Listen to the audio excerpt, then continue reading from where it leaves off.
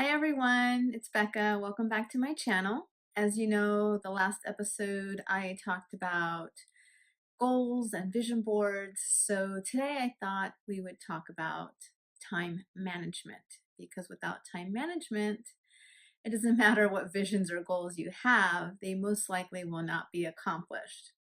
So why is that?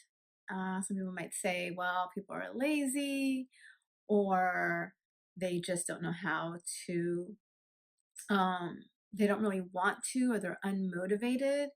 But I actually don't believe that. I actually believe it all comes down to time management. And I know we're all busy. I know we all have our jobs, we have our homes to take care of, we have kids, we have maybe responsibility toward parents that we're taking care of. Sometimes we use our time with things like hobbies. I know for me, like I love miniatures. Anyone that knows me knows that I love anything itty bitty tiny. And so I have this Paris cafe that I'm building, and everything is itty bitty and everything has to be like made. And when I say everything, I mean everything. And it takes a lot of my time. And while I do enjoy doing it, I know that there are times I have to put this project aside if I'm going to accomplish the goals that I've set for myself for this year. So right now it's pushed aside until I actually have time for it because it's not a priority in my life. And I think that's where we get wrong, or not get wrong, we go wrong, is we don't prioritize the really important things. And so it all comes down to how are we actually using our time? Like I said, if you have kids, you have to take them to school, you have to pick them up. You know, if you have little ones, you might have to help them with homework. I, for instance, have an eighth grader. I don't really have to help her with homework. One of the things that I do is when she's home after I've picked her up and she's settled in and she's had her snack and she's ready to start homework, I will then take time to walk the dogs or clean the house, wash clothes. And I feel like it's things that I'm doing that aren't taking me away from my goals, because when I'm working on my goals, she's not really home during that time. And it's not time away from her, quality time with her, because she's busy with homework. So I try to just kind of incorporate the things that have to get done, because dishes need to be washed and clothes need to be cleaned. And I don't know about you, I mean, some people can work and have a messy environment or dirty dishes piled up. I personally cannot. My brain just stops functioning if I'm in a messy home. So my house has to be clean and organized in order for basically me to do anything. So I always make sure that I do it, but I don't do it during a time when I actually have the free time, the quiet time to actually work on my business. And I know with technology now, it's just, I mean, come on. People say they don't have time, but really, time management comes with how are you using your time? And is your time that you're using actually quality time? And is it helping you? Is it moving you forward? So with social media, well, what are we doing? We're in front of a screen all day, just doom, doom, doom, doom, doom. Is that the actual noise it makes? Okay, that's not the actual noise it makes, but you know what I mean. You're just like scrolling, scrolling, scrolling, scrolling, scrolling, and tap, tap, tap, tap, tap, like doing all those hearts and likes.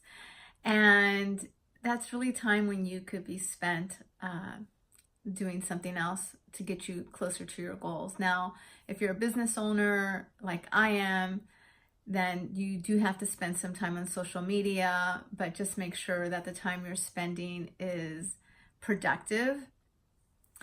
Also, TV. There's times when we just, want to binge watch, and that's all fun and dandy. My daughter and I, we are binge watching Survivor. But I make sure we do that at the end of the day. It's never in the morning or in the afternoon when I have time to myself to work. TV is never on, and I'm really not on social media unless it's for work purposes. So I believe if you can somehow figure out the whole time management thing, it's going to make your life so much easier. Now, we all have different set goals for the year. I have some really, really big goals this year. I've never have set my goals this high before, but I just knew this was the year to do it, and so I've set them. So as some of you know, I do have my own company. I have a skincare line that I run, and I'm a single mom, so I also have my daughter. But on top of that, running the business, I also have set myself a goal this year to finish 3 books. Yes, 3 books. The first one is a nonfiction novel, which I've started. I'm on chapter 4. And the other one is a self-help book on how to design your own life in 7 steps, which I'm actually writing for all of you. And I'm excited about that. And then last, I've written a children's book, and I still have to illustrate it. So those are 3 huge things that I have on my plate this year, on top of running my company, on top of taking care of my daughter, and on top of taking care of my home and everything else. But the intention is there. I've scheduled my time so that I can accomplish these goals, and they will be done by the end of 2019. I promise you that. And now that I've publicly said it, I have you guys to hold me accountable, and that's another thing I want to talk to you about.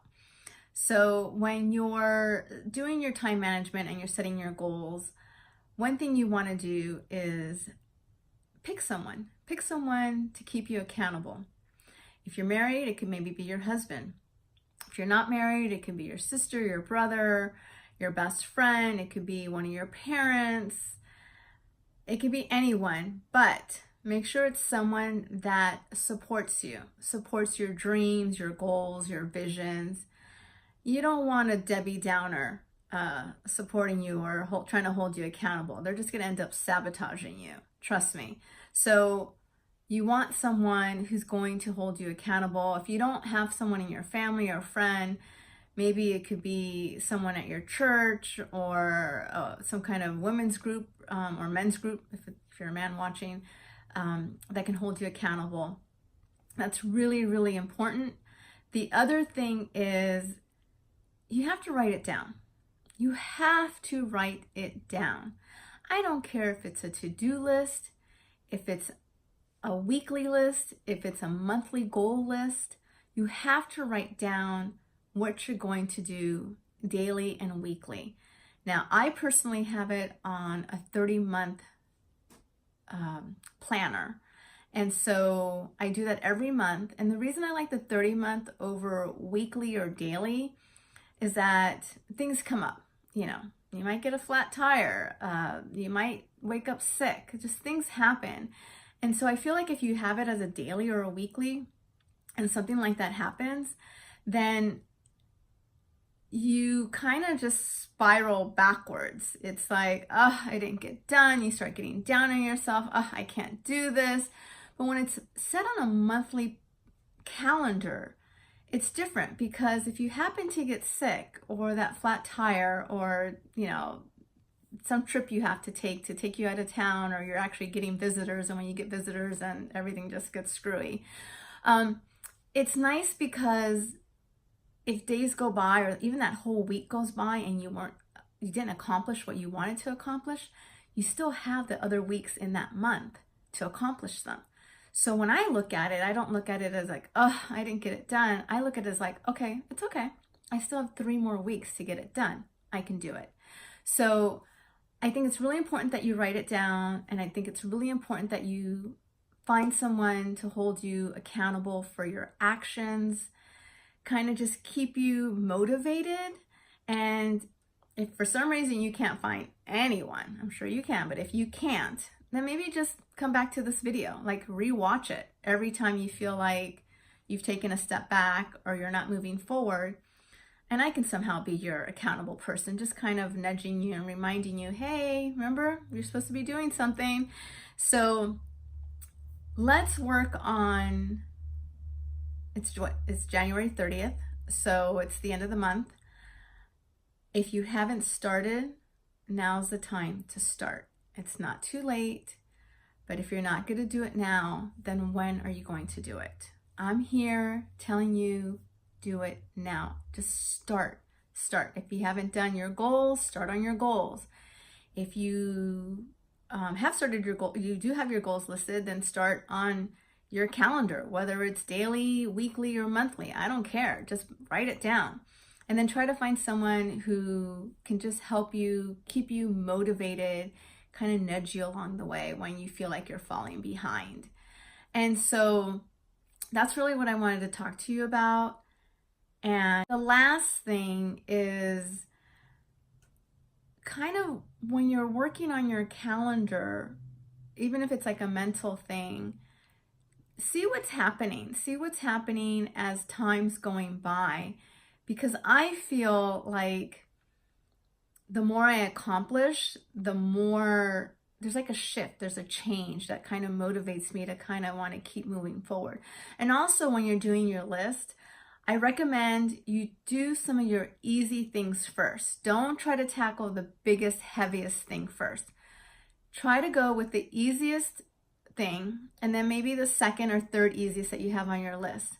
Now, I'm not saying wait until the end of the year until you get to that big thing on your list, but tackle the first few things that are easy, because if you tackle them and accomplish it, then it's just going to motivate you to want to keep doing more. And so once you've done a couple of those small things and accomplished them, then maybe try to tackle something that's medium or even super big, like I'm doing 3 big things. And but again, don't overwhelm yourself. I know that I can do it. I've said it. I just know that I can accomplish this. I'm super excited about it. So make sure it's something that you could accomplish. Be realistic with your goal. Don't overwhelm yourself. I've been doing this for a while, so I know what I can handle and what I can't handle. If you're not sure, then just stick with one thing at a time and just see how it feels after you're done with it. I'm telling you, it's fantastic. And not only that, but it kind of just clears the pathway for you for like new opportunities. And you'll see new things coming your way. So with that, I am wishing everybody a fabulous day. Also, if you liked this video, don't forget to hit the like button and please subscribe so that you never miss any videos. Please share, because remember, sharing is caring. And with that, I'm sending you love and light. I'm hoping you have a fantastic day that goes all the way into the weekend. And until I see you next time, bye.